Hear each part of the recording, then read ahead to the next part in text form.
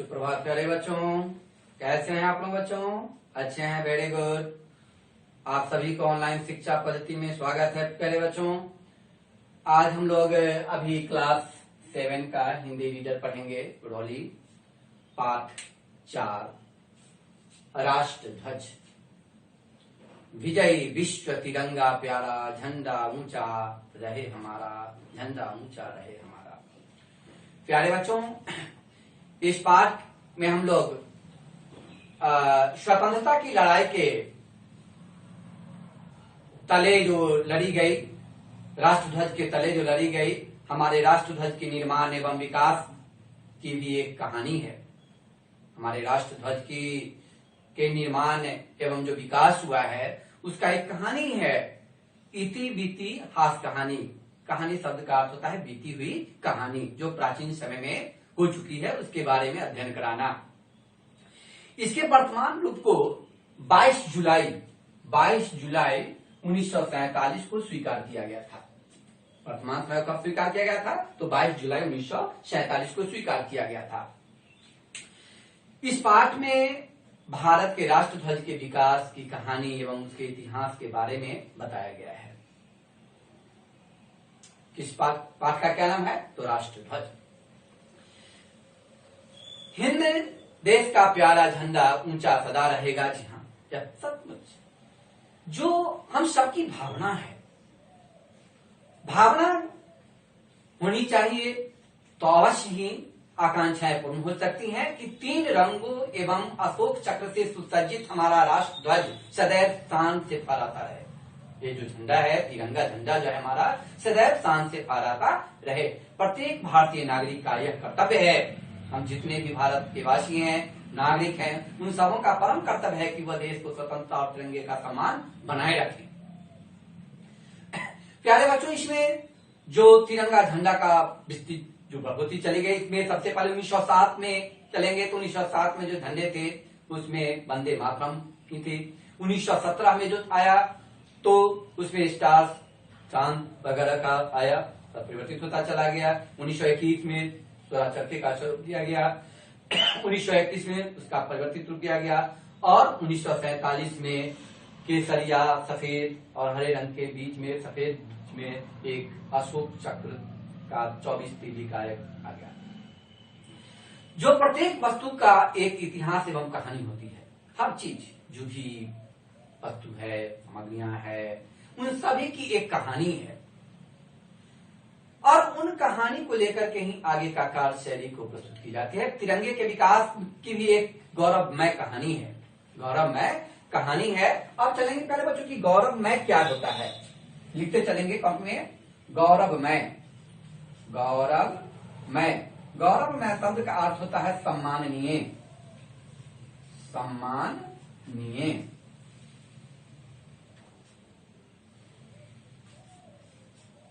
सम्माननीय, गौरवमय का क्या अर्थ होता है? सम्माननीय होता है। तो सम्माननीय की बात है। हमारा राष्ट्रध्वज भारतीय राष्ट्रीय कांग्रेस के ध्वज का परिवर्तित रूप है।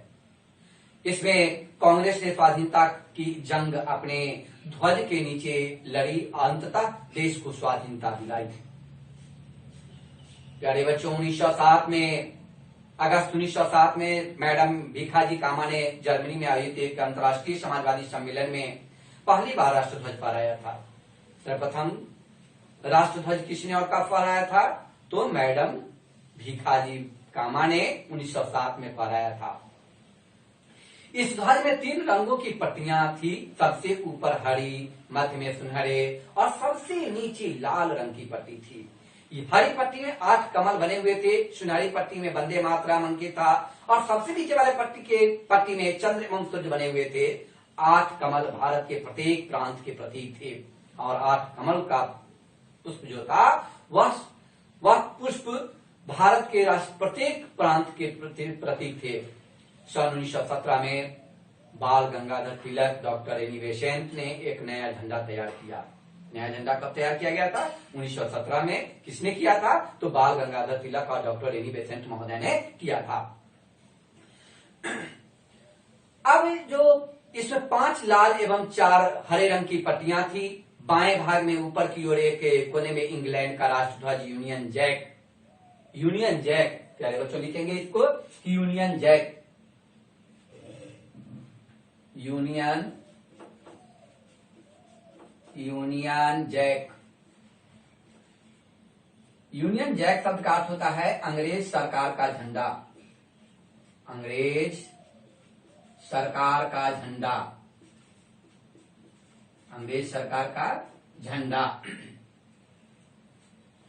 स्वाधीनता, स्वाधीनता शब्द का अर्थ होता है आजादी, स्वाधीनता शब्द का क्या अर्थ होता है आजादी। तो यूनियन जैक अंकित था। अब तथा बाएं भाग में एक चांद और एक तारा था। इस ध्वज में एक पंक्ति में 5 तारे तथा दूसरी पंक्ति में 2 सफेद तारे बने हुए थे। और यह 1917 वर्ष 1917 में जब कांग्रेस के कोलकाता अधिवेशन में फहराया गया था। कब फहराया गया था?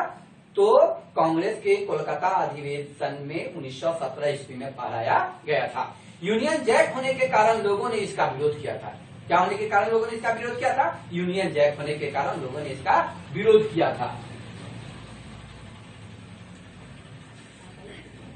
और विरोध करने के बाद जो यूनियन जैक, मैंने कहा कि अंग्रेज सरकार का झंडा, तो उसका विरोध किया था। 1921 में, 17 के बाद पहले बच्चों 1921 में आयोजित जो कांग्रेस अधिवेशन के समय जो ध्वज तैयार किया गया था उसमें 2 पट्टियां थी। ऊपर की पट्टी का हरा रंग हरा था तथा नीचे वाली की लाल। ये 2 रंगों की पट्टियां 2 प्रमुख समुदायों का प्रतीक थी। जो पट्टियां थी वे 2 समुदायों का प्रतीक थी। महात्मा गांधी ने इस ध्वज में एक संशोधन किए। 1921 में महात्मा गांधी ने इस झंडोत्तोलन में एक संशोधन किया और इस एक सफेद पट्टी और शामिल की गई जो शेष समुदाय के लोगों का प्रतीक था।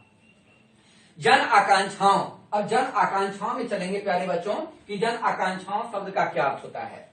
जन आकांक्षाओं लिखते चलेंगे आप लोग, इससे जो पदार्थ वगैरह है उसे लिखते चलेंगे। जन आकांक्षाओं, जन आकांक्षाओं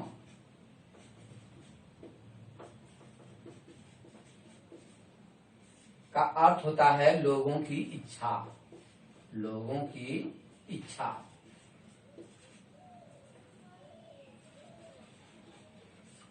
लोगों की इच्छा। तो जन आकांक्षाओं का प्रतीक चरखा इस ध्वज पर अंकित था। यद्यपि असहयोग आंदोलन में इस ध्वज का प्रयोग किया गया था, फिर भी यह प्रचलित हुआ।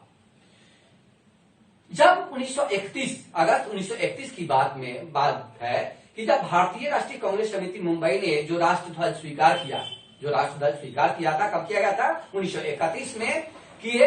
तो उसमें 3 समानांतर पट्टियां थी, क्रमशः केसरिया, सफेद और हरे रंग की। कितने रंग की पट्टियां थी? 3 रंग की। कौन कौन? तो केसरिया, सफेद और हरे। सफेद पट्टी पर गहरे नीले रंग का चरखा अंकित था। इस राष्ट्रध्वज के रंग किसी समुदाय का प्रतीक नहीं था, राष्ट्रध्वज में किसी का प्रतीक नहीं था। केसरिया रंग त्याग और वीरता का प्रतिनिधित्व करता था। केसरिया रंग जो है वह वीरता और त्याग और वीरता का प्रतिनिधित्व किया करता था। सफेद सत्य और शांति का और जन आकांक्षा का चरखा प्रदर्शित कर रहा था। एवं हरा रंग खुशहाली का प्रतीक था, जो 30 अगस्त 1931 में पूरे देश में यह झंडा फहराया गया था। प्यारे बच्चों, 22 जुलाई 1947 को नई दिल्ली में संविधान सभा की बैठक में पंडित जवाहरलाल नेहरू ने राष्ट्रध्वज संबंधी प्रस्ताव पेश करते हुए भाषण दिया और उसमें कुछ अंश इस प्रकार दिए हैं जो निम्न है। उन्होंने यह अंश इस प्रकार से दिया है कि हम संकल्प करते हैं, हम दृढ़ संकल्पित हैं कि भारत का राष्ट्रध्वज गहरे केसरी, सफेद तथा गहरे हरे रंग का तिरंगा झंडा होगा। सफेद पट्टी के मध्य में चरखे के प्रतीक के स्वरूप नीले रंग के अशोक के सारनाथ स्तंभ के सिंह शीर्ष का चक्र होगा, जिसका व्यास यानी सफेद पट्टी की चौड़ाई के अनुपात में रहेगा।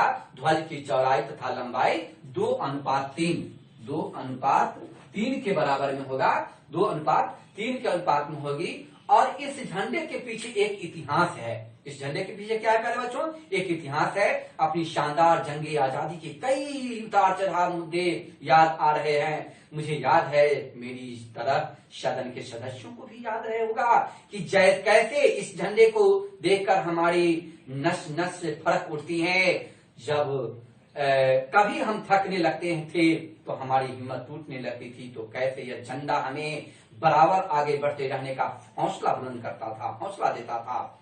अपनी आखिरी सांस तक हमारे वीर क्रांतिकारियों ने, हमारे देश के वीर क्रांतिकारियों ने इस झंडे को थामे रहे, और जब बलिदान का क्षण आया तो झुकने से पहले ही उसे दूसरों को थमा गए, ताकि वह झंडा हमेशा ऊंचा बना रहे। हिंद देश का प्यारा झंडा ऊंचा सदा रहेगा।